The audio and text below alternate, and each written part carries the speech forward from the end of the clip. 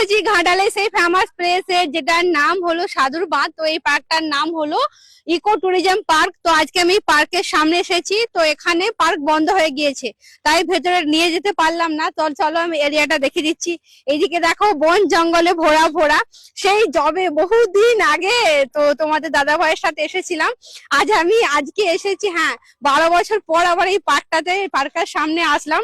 সে পুরোনো দিনের কথা একটু একটু হলেও মনে পড়ছে।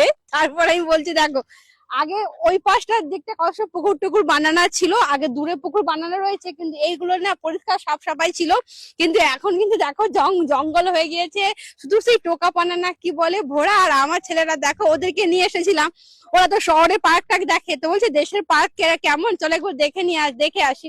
তো ওদেরকেও নিয়ে আসছিলাম। পার্ক বন্ধ এখানে, 5টা বাইরে পার্ক বন্ধ হয়ে যায়। তো পার্ক সকাল লেখা রয়েছে 9টা থেকে স্টার্ট হয়েছে 12টা তক, এবং বিকেল 3টা থেকে 5টা তক খোলা হয়ে মানে বন্ধ হয়ে গিয়েছে। তো দেখাতে পারলাম না, যদি অন্যদিন আসে তাহলে দেখাবো।